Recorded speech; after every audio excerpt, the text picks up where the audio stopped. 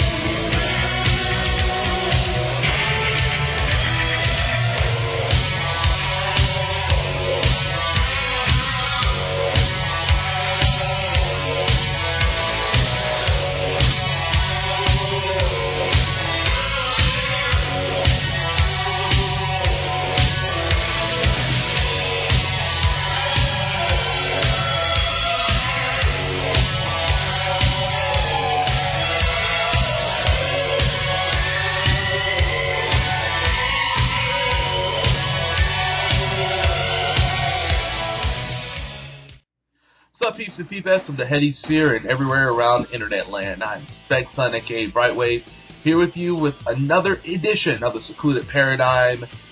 This time, the 15th edition, featuring the late great David Von Erich. And So it's an edition I've been waiting to do for quite some time. It's just taken a while to actually upload a lot of this stuff and get a lot of the small details in place, but I do have everything in place right now to deliver to y'all right now.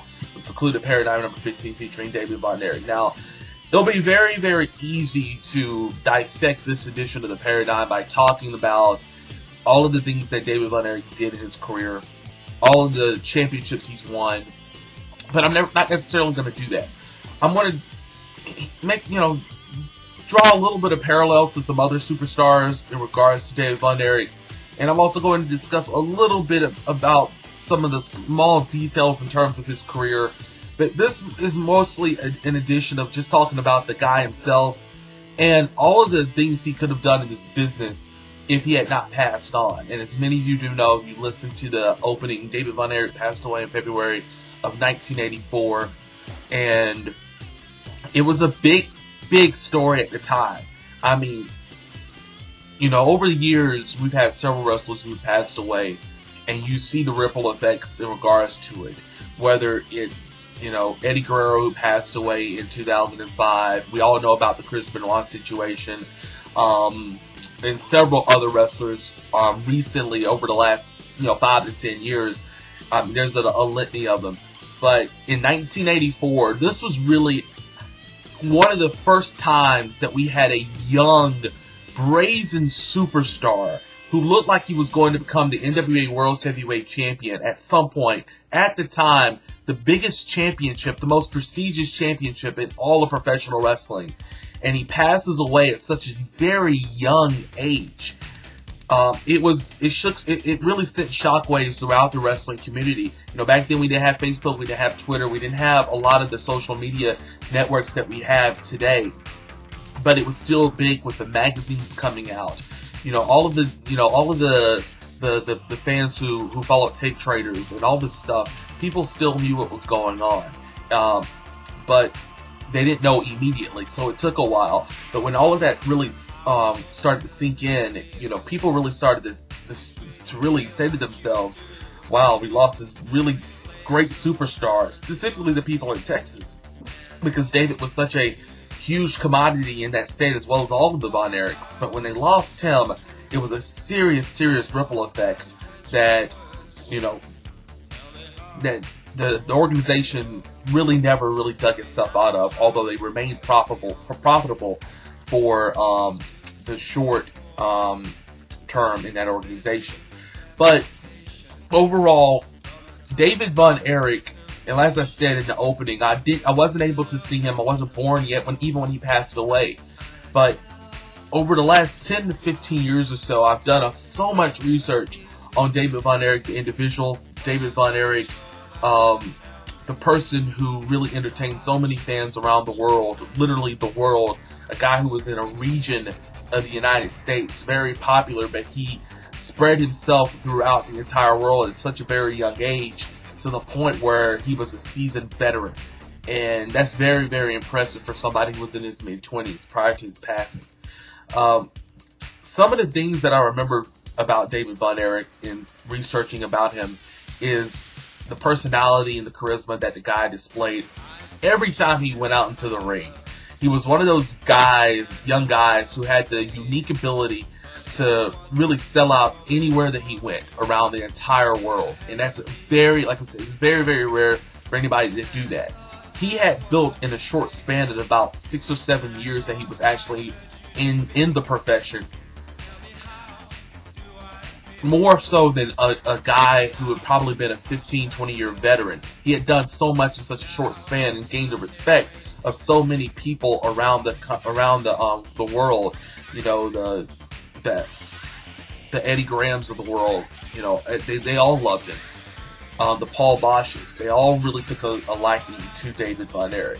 Now, some of the matches and stuff that I remember about David during my research and stuff, and just being a fan and entertained about a lot of this old school wrestling or world class championship wrestling, is some of his matches against the Great Kabuki, managed by Gary Hart.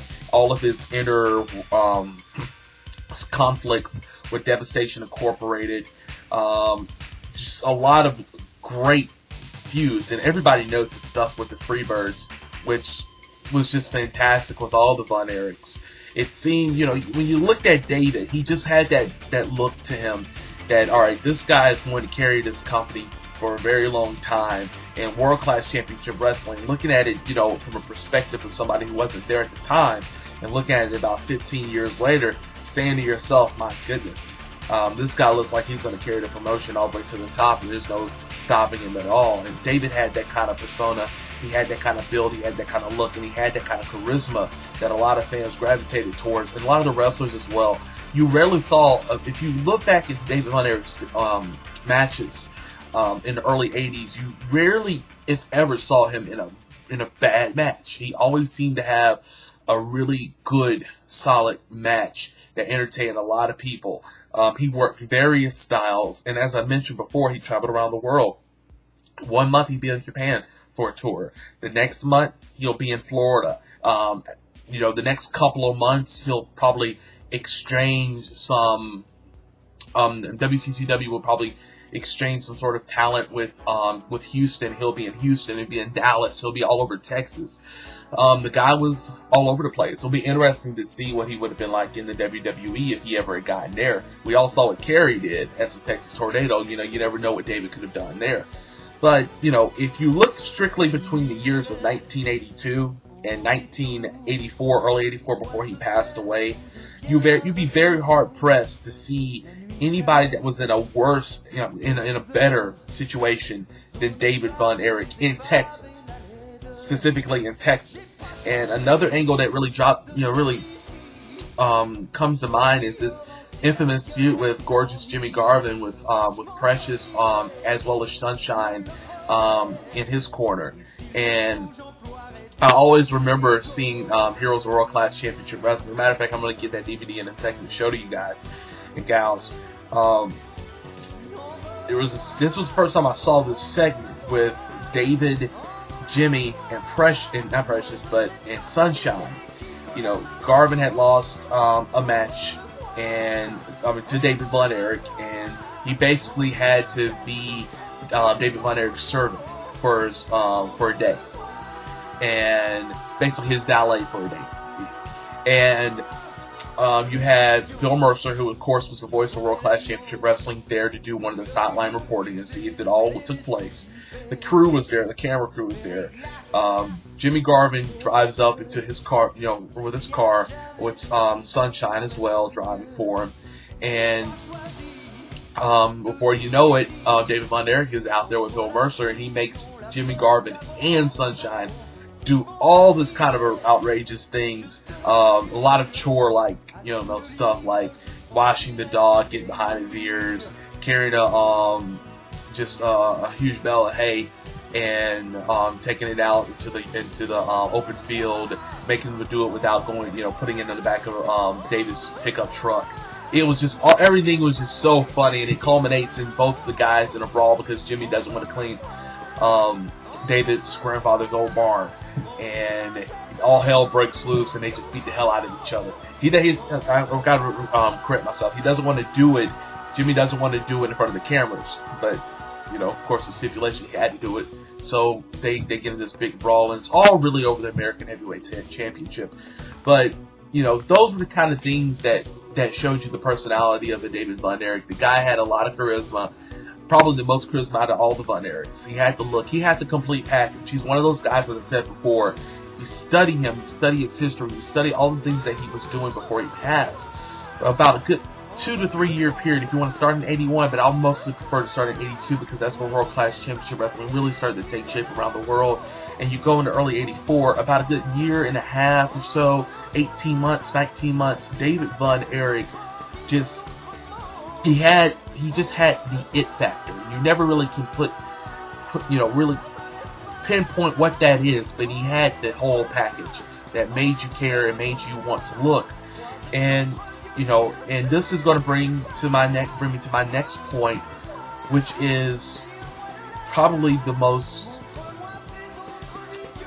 talked about phase of David Von Erich, and whether or not his run as the NWA World Heavyweight Champion, if he didn't pass in 1984, and he would have beaten Ric Flair in that awesome